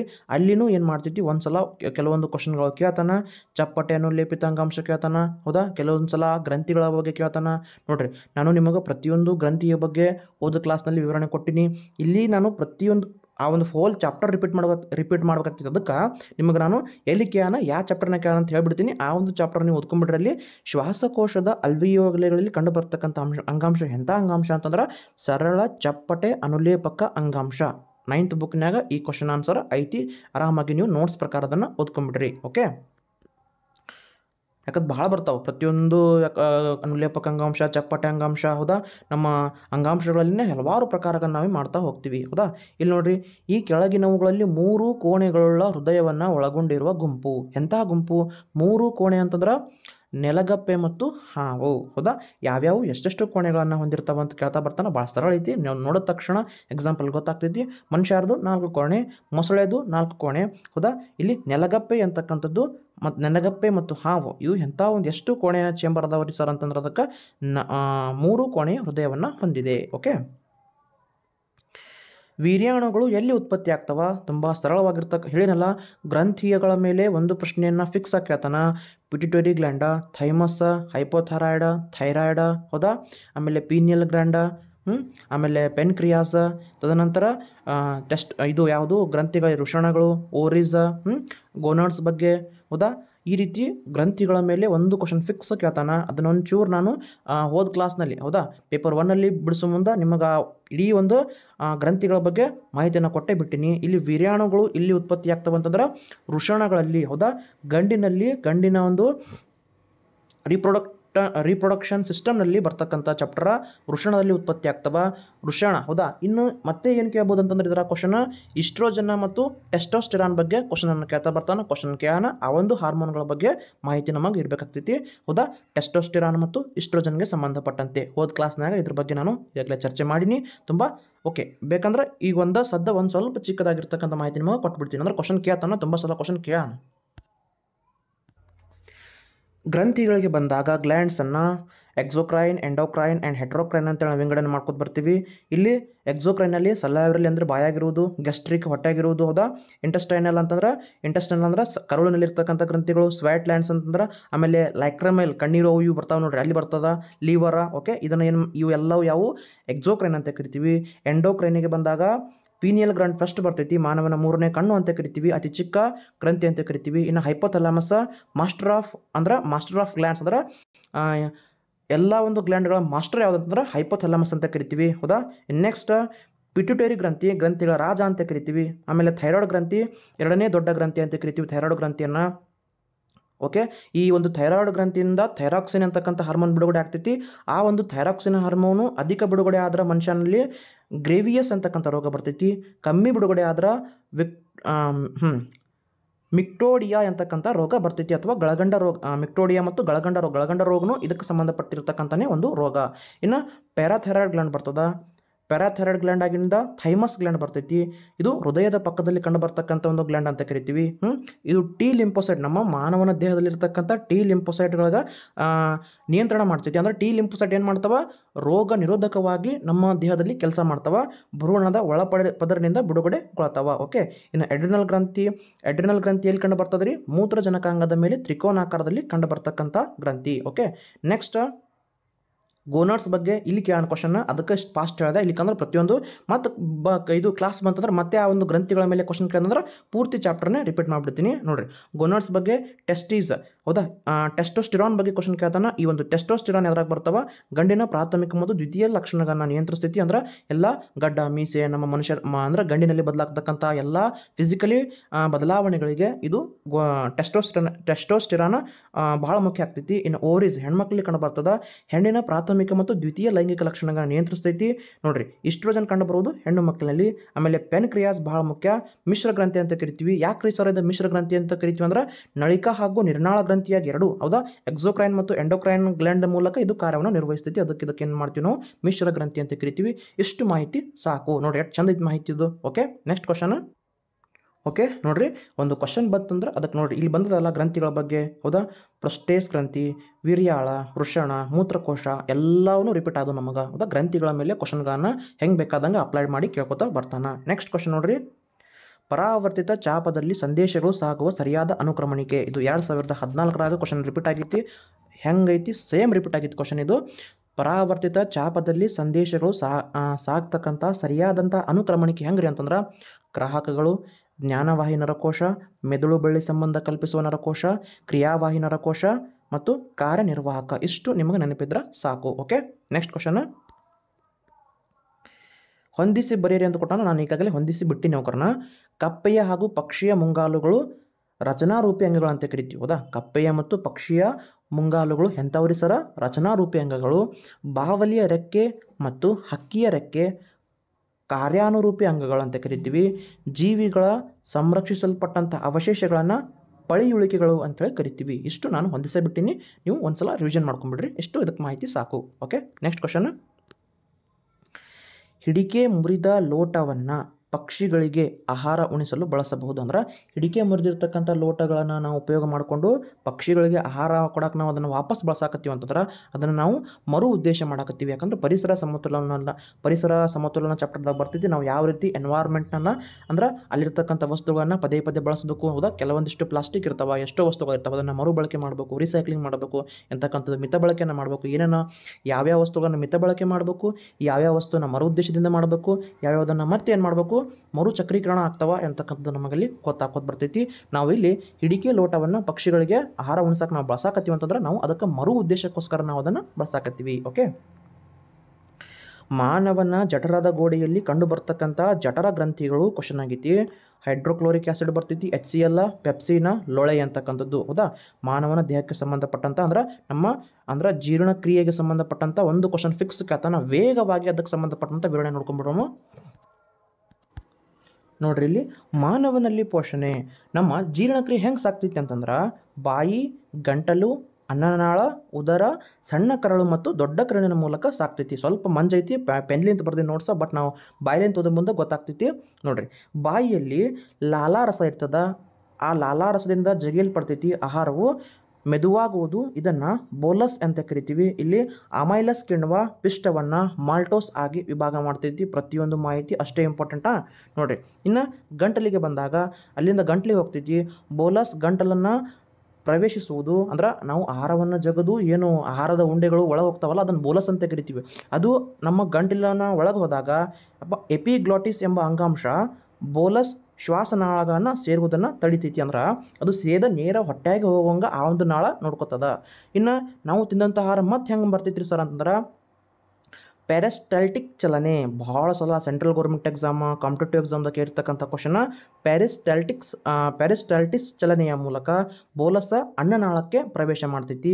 ಆಮೇಲೆ ಜಠರಕ್ಕೆ ಬಂದಾಗ ಹೊಟ್ಟಿಗೆ ಬಂದಾಗ ಹೌದಾ ಬೋಲಸ್ ಸ್ವಲ್ಪ ಕಾಲದವರೆಗೆ ಇಲ್ಲಿ ಸಂಗ್ರಹ ಆಗ್ತೈತಿ. ಅಂದ್ರೆ ನಾವು ತಿಂದಿರ್ತಕ್ಕಂಥ ಬೋಲಸ್ ಅಂದ್ರೆ ನಾವು ತಿಂದಿರ್ತಕ್ಕಂಥ ಆಹಾರ ಉಂಡೆ ಆಗಿ ಜಗದು ಆಗದಗದು ಏನು ಹೊಟ್ಟೆ ಹೋಗ್ತದಲ್ಲ ಅದನ್ನು ಬೋಲಸ್ ಅಂತ ಕರಿತೀವಿ. ಅದು ಬಾಯಿಯ ಮೂಲಕ ನಂತರ ಗಂಟಲಿನ ಮೂಲಕ ನಂತರ ಪ್ಯಾರಿಸ್ಟಾಲ್ಟಿಕ್ ಮೂಲಕ ಚಲನೆಯ ಮೂಲಕ ಎಲ್ಲಿಗೆ ಬರ್ತದ ಹೊಟ್ಟೆಗೆ ಬರ್ತೈತಿ.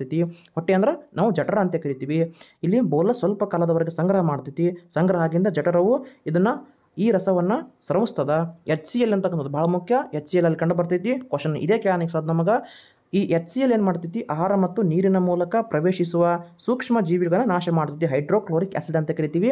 ಇದೇನು ಕಾರ್ಯ ಮಾಡ್ತೈತಿ ನಾವು ತಿಂದಿರ್ತಕ್ಕಂಥ ಆಹಾರ ಮತ್ತು ನೀರಿನ ಮೂಲಕ ಪ್ರವೇಶಿಸ್ತಕ್ಕಂಥ ಸೂಕ್ಷ್ಮ ಜೀವಿಗಳನ್ನು ನಾಶ ಮಾಡ್ತೈತಿ. ಪೆಪ್ಸಿನ್ ಭಾಳ ಮುಖ್ಯ. ಪೆಪ್ಸಿನ್ ಅಂತಕ್ಕಂಥ ಕಿಣ್ವ ಏನು ಮಾಡ್ತೈತಿ ಪ್ರೋಟೀನನ್ನು ಪಾಲಿಪೆಪ್ಟೈಡ್ಗಳಾಗಿ ವಿಭಾಗ ಮಾಡ್ತೈತಿ. ಆಮೇಲೆ ರೆನಿನ್ ಅಂತಕ್ಕಂಥದ್ದು ಹಾಲಿನಲ್ಲಿ ಕರಗುವ ಪ್ರೋಟೀನನ್ನು ಕರಗದ ಮೊಸರನ್ನಾಗಿ ಅದು ಪರಿವರ್ತನೆಗೊಳ್ತೈತಿ. ಪ್ರತಿಯೊಂದು ಕ್ವಶನ್ ಆಗ್ಯಾವ ಎಕ್ಸಾಮ್ದಾಗ ಹೌದಾ. ಈಗ ಬೋಲಸ್ ಗಟ್ಟಿ ಗಂಜಿ ರೂಪಕ್ಕೆ ಪಡಿತೈತಿ. ಇಷ್ಟೆಲ್ಲ ಕ್ರಿಯಾಗಿಂದ ನಾವು ತಿಂದಿರ್ತಕ್ಕಂಥ ಆಹಾರ ಎಂಥ ರೂಪಕ್ಕೆ ಬರ್ತೈತಿ ಒಂದು ಗಂಜಿಯ ರೂಪಕ್ಕೆ ಬರ್ತದ. ಇದನ್ನು ಕೈಮ್ ಅಂತ ಕರಿತೀವಿ. ಭಾಳ ಮುಖ್ಯ ಕ್ವಶನ್ ಆಗೈತಿ ಇದನ್ನು. ನಂತರ ಪಿತ್ತರಸ ಮೆದೋಜೀರಕ ರಸ ಮತ್ತು ಕರುಳಿನ ರಸಗಳು ಅಂದ್ರೆ ಪಿತ್ತಜನಕಾಂಗ ಆಗಿರ್ಬೋದು. ಪಿತ್ತಜನಕಾಂಗ ಪಿತ್ತರಸವನ್ನು, ಮೆದೋಜೀರಕ ರಸವನ್ನು ಮತ್ತು ಕರುಳಿನಿರ್ತಕ್ಕಂಥ ಗ್ಲ್ಯಾಂಡ್ಗಳು ಕರುಳಿನ ರಸವನ್ನು ಸ್ರವಿಸ್ತಾವ.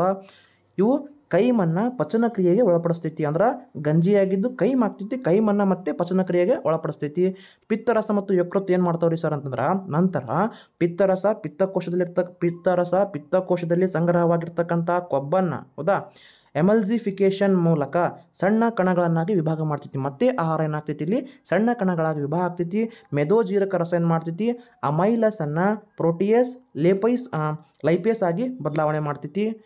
ನೆಕ್ಸ್ಟ್ ನೋಡ್ರಿ ಇಲ್ಲಿ ಅಮೈಲೇಸ್ ಪಿಷ್ಟವನ್ನು ಮಾಲ್ಟೋಸ್ ಆಗಿ ನೆನಪಿರಲಿ.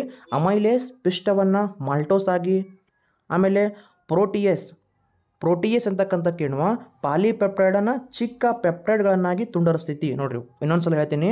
ಅಮೈಲೇಸ ಪಿಷ್ಟವನ್ನು ಮಾಲ್ಟೋಸ್ ಆಗಿ ಪ್ರೋಟಿಯೇಸ ಪಾಲಿಪೆಪ್ಟೈಡನ್ನು ಚಿಕ್ಕ ಕಣಗಳನ್ನಾಗಿ ತುಂಡರಿಸ್ತೈತಿ. ಆಮೇಲೆ ಲೈಪೇಸ್ ಅಂತಕ್ಕಂಥ ಕಿಣ್ವ ಸಂಕೀರ್ಣ ಕೊಬ್ಬನ್ನು ಸರಳ ಕೊಬ್ಬನ್ನಾಗಿ ಏನು ಮಾಡ್ತೈತಿ ವಿಭಾಗ ಮಾಡ್ತೈತಿ. ಆಮೇಲೆ ಕರುಳಿಗೆ ಬಂದಾಗ ಕರುಳಲ್ಲಿರ್ತಕ್ಕಂಥ ಮಾಲ್ಟೇಸ್ ಸುಕ್ರೇಸ್ ಲ್ಯಾಕ್ಟೋಸ್ ಆಮೇಲೆ ಪೆಪ್ಟೈಡೇಸ್ ಅಂತಕ್ಕಂಥದ್ದು ಲೈಪೇಸ್ ಇವೆಲ್ಲ ಕಂಡು ಬರುವುದು ಎದುರಾಗ ಸಣ್ಣ ಕರುಳಿನಲ್ಲಿ ಕಂಡು ಬರ್ತಕ್ಕಂಥ ಕಿಣ್ವಗಳು ಹೌದಾ. ಕರುಳಿನಲ್ಲಿ ಕಂಡು ಬರ್ತಕ್ಕಂಥ ಕಿಣ್ವಗಳು. ಇಲ್ಲಿ ಮಾಲ್ಟೋಸನ್ನು ಗ್ಲೂಕೋಸ್ ಆಗಿ ನೆನಪಿಟ್ಟುಕೋರಿ. ಪ್ರತಿಯೊಂದು ಭಾಳ ಮುಖ್ಯ. ರಿಪೀಟ್ ಕೇಳ್ರಿ ಆಮೇಲೆ ನಿಮಗೆ ಹೆಚ್ಚು ಪರ್ಫೆಕ್ಟ್ ಆಗ್ತೈತಿ ಹೌದಾ. ಮಾಲ್ಟೋಸನ್ನು ಗ್ಲೂಕೋಸ್ ಆಗಿ, ಸುಕ್ರೋಸನ್ನು ಗ್ಲೂಕೋಸ್ ಆಗಿ, ಲ್ಯಾಕ್ಟೇಸ್ ಹಾಲಿನಲ್ಲಿರುವ ಲ್ಯಾಕ್ಟೋಸನ್ನು ಗ್ಲೂಕೋಸ್ ಆಗಿ, ಪೆಪ್ಟೈಡೇಸ್ ಅಂತಕ್ಕಂಥದ್ದು ಪೆಪ್ಟೈಡನ್ನು ಅಮೈನೋ ಆಮ್ಲಗಳಾಗಿ ಈ ರೀತಿ ಇಷ್ಟು ನಮ್ಮ ಜೀರ್ಣಕ್ರಿಯೆ ಸರಳರಿಂದ ಸಂಕೀರ್ಣವಾಗಿ ಸಾಕ್ತದ. ನೋಡಿ ಅಷ್ಟು ಚಂದ ಐತಿ ಇದು. ಆಮೇಲೆ ಕೊನೆಯದಾಗಿ ಬಂದ್ರೆ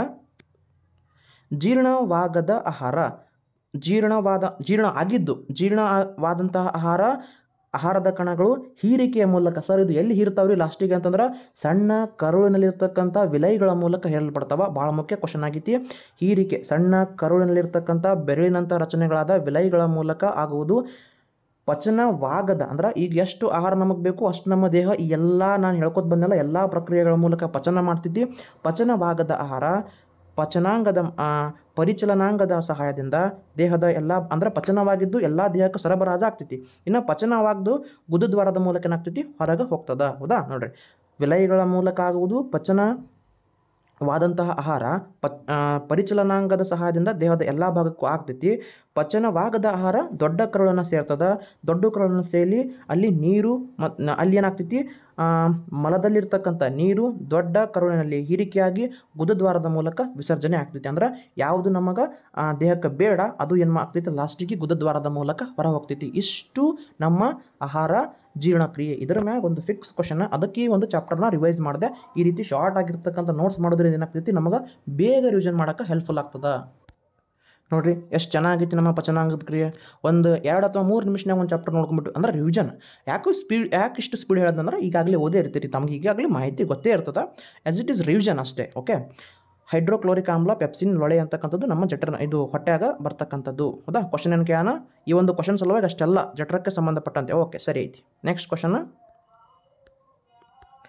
ಓಕೆ, ಇಷ್ಟು ಕ್ವಶನ್ ಅದು 140 ಅಂದ್ರೆ ಇಷ್ಟು ಕ್ವಶನ್ಗೆ ಸಂಬಂಧಪಟ್ಟಂತೆ 2000 ಇನ್ನೊಂದು ಕ್ವಶನ್ ಐತಿ. ಓಕೆ, ಒಂದೇ ಒಂದು ಕ್ವಶನ್ ಐತಿ, ವೇಟ್ ಮಾಡಿರಿ. ಅದನ್ನು ಟೈಪ್ ಮಾಡೋದಾಗಲಿಲ್ಲ, ಅದು ಕ್ವಶನ್ ಬಿಟ್ಟಿದ್ದೆ ಅಷ್ಟೇ. ಈ ಕ್ವಶನ್ನ ನೆನಪಾರಿದ್ದೆ, ಟೈಪ್ ಮಾಡೋದು ನೆನಪಾರಿದ್ದಷ್ಟೇ. ನೋಡಿರಿ, ಸಿಂಪಲ್ ಐತಿ ಕ್ವಶನ್. ಏಕರೂಪವಲ್ಲದ ವೇಗೋತ್ಕರ್ಷವನ್ನು ಹೊಂದಿದ ಕಾಯ, ಏಕರೂಪವಲ್ಲದ ವೇಗೋತ್ಕರ್ಷವನ್ನು ಹೊಂದಿರತಕ್ಕಂಥ ಕಾಯ ಚಲನವನ್ನು ಪ್ರತಿನಿಧಿಸ್ತಕ್ಕಂಥ ವೇಗ ಕಾಲನಕ್ಷ ಕ್ಯಾನ. ಆಪ್ಷನ್ ಸಂಖ್ಯೆ 3. 2021 ಕ್ಯಾನ.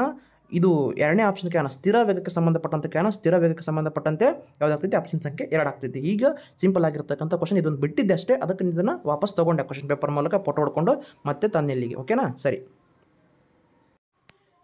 ಓಕೆ ಸ್ನೇಹಿತರೆ, ಇಷ್ಟು ಪ್ರಶ್ನೆಗಳನ್ನು ಬಿಡಿಸಿವಿ, ಇಷ್ಟು ಸಾಕು. ಮತ್ತು ಮುಂದಿನ ತರಗತಿಯಲ್ಲಿ ಮತ್ತಿಷ್ಟು ಪ್ರಶ್ನೆ ಪತ್ರಿಕೆ ಮೂಲಕ ನಾನು ನಿಮಗೆ ಸಿಗ್ತೀನಿ. ಚೆನ್ನಾಗಿ ಓದ್ರಿ, ಮಾಹಿತಿಯನ್ನು ಕಲೆ ಹಾಕ್ರಿ. ನಿಮ್ಮ ಹತ್ರ ಇರ್ತಕ್ಕಂಥ ನೋಟ್ಸ್ಗಳನ್ನ, ಗೌರ್ಮೆಂಟ್ ಪುಸ್ತಕಗಳನ್ನು ಹೆಚ್ಚು ರಿವಿಷನ್ ಮಾಡಿರಿ. ಆರಾಮಾಗಿ ಉತ್ತರಗಳನ್ನ ಎಕ್ಸಾಮ್ ಹಾಲ್ದಲ್ಲಿ ಹಾಕ್ತೀರಿ. Don't worry. ಓಕೆ, ಮತ್ತೆ ನಿಮಗೆ ಮುಂದಿನ ತರಗತಿಯಲ್ಲಿ ನಾನು ನಿಮ್ಗೆ ಸಿಗ್ತೀನಿ. ಎಲ್ಲರಿಗೂ ಧನ್ಯವಾದ ಮತ್ತು ನಮಸ್ಕಾರಗಳು.